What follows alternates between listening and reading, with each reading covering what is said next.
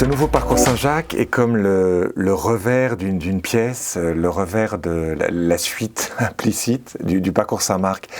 En fait, le parcours Saint-Marc, c'était ce parcours de conversion de catholiques pratiquants. Je me suis aperçu que dans l'Église, il n'y a pas énormément de parcours pour des catholiques pratiquants. Et Jésus a formé ses disciples pendant 3 ans avec une vraie pédagogie.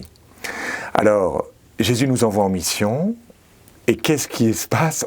On emmène, on conduit les personnes dans l'Église. Et dans l'Église, eh bien, il n'y a pas forcément l'amour qu'on espérait y trouver. Et c'est ça le propos de Saint Jacques, c'est de travailler, en fait, sur notre relation fraternelle pour que les gens, quand ils viennent, ils voient, voyez comme ils s'aiment, et ils découvrent la bonté entre nous. Donc, voyez, Saint Marc, c'est plutôt partir.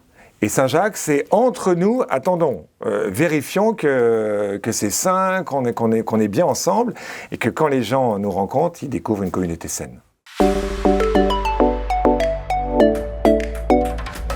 Mon expérience de prêtre et de curé, j'étais pour la première fois curé quand la joie de l'Évangile est tombée, et donc j'ai bien compris qu'il y avait une vraie conversion pastorale à vivre, mais au bout d'un certain temps, je me suis aperçu que ce qui clochait, ce qui faisait que le lieu où j'étais ne portait pas de fruits, c'était la charité fraternelle.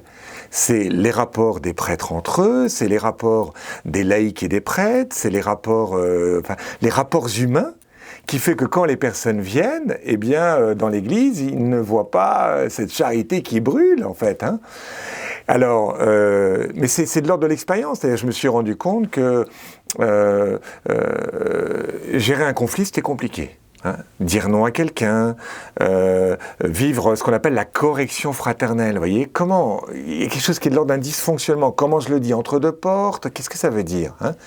Je me suis aperçu que je ne donnais pas de paroles valorisantes à mes vicaires. Parce que c'est normal, ils vont pas être orgueilleux.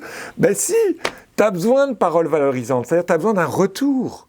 Mais en fait, il y a une sagesse, il y a un art de s'aimer entre nous.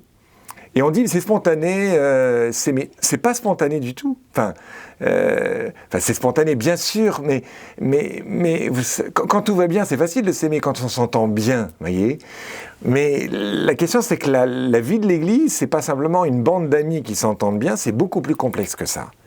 Et donc, il y a des tas d'outils qui sont bien connus d'ailleurs du monde profane, qu'il est important d'intégrer dans l'Église pour vivre des relations vraiment saines entre nous et christianiser bien sûr ces outils-là. Mais il y a des choses qui sont très très bonnes et qui ne sont pas connues du grand public et des chrétiens en particulier.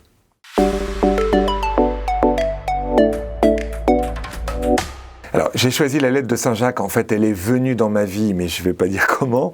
Mais c'est un texte qu'on reçoit. Je le dirai plus à la retraite. En fait, Saint Jacques, Jacques est un responsable de communauté, donc il s'adresse à une communauté qui a des difficultés. Et il se trouve qu'elle est peu connue.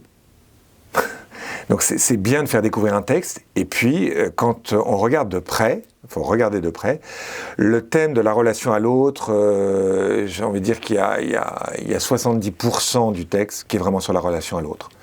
Donc c'est un texte que je vais comme déployer, ouvrir, un peu comme une fleur, avec énormément d'éléments très concrets, très pratiques. Je pense que c'est un des auteurs, une des lettres du Nouveau Testament qui est la plus pratique. Et la plus concise, avec 5 chapitres, elle est donc très très puissante. Elle a un côté un peu pape François. Vous verrez, Jacques, il passe pas par 4 chemins, il dit les choses. Voilà, mais repris dans la prière, dans le silence, dans la solitude, voilà, chez soi, on découvre que c'est la bonté de Dieu qui nous amène à vivre des comportements qui sont justes.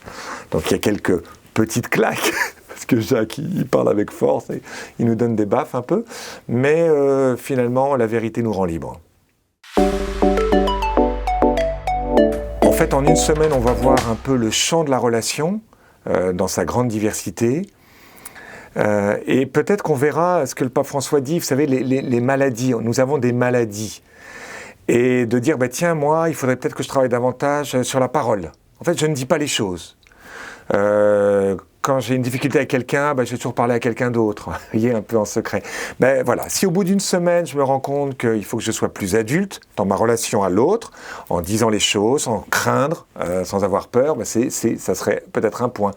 D'autres, ça va être sur la correction fraternelle, d'autres, ça va être sur les conflits, d'autres, c'est sur les paroles valorisantes. En fait, je ne remercie pas, je ne donne pas de signe de reconnaissance conditionnel, c'est-à-dire explicite. On dit pourquoi je t'aime, pourquoi je te remercie. Vous voyez, le fruit, ça sera peut-être de voir quel est deux points sur lesquels je dois travailler. Si c'est ça comme fruit, ça serait vraiment super. J'ai envie de dire à tout homme qui est en relation avec quelqu'un d'autre. Alors évidemment, si vous êtes sur une île déserte, c'est pas pour vous, mais nous avons une famille, nous avons des amis, nous sommes en association, nous travaillons, nous sommes en relation tous les jours, nous allons chercher notre pain. Donc, en fait, c'est tout homme qui aime, voilà, et tout homme qui veut faire la vérité sur sa conduite, avec l'autre. Donc c'est quand même très très large. Voilà. Alors c'est vrai qu'il y aura un angle qui va être la relation dans l'Église, parce que je donne mon propre témoignage, mais ce qui est pris comme exemple dans l'Église n'est pas exclusif, on peut l'appliquer à toute relation humaine au sens large.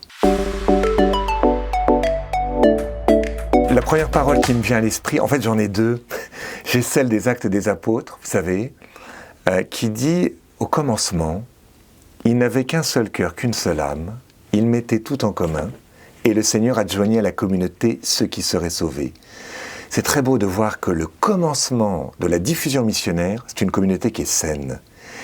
Et cette parole des Actes me fait penser à une parole de Mère Teresa qui disait « Pour répandre la joie, il est nécessaire d'avoir de la joie dans sa propre famille. » La paix et la guerre commencent dans notre propre foyer.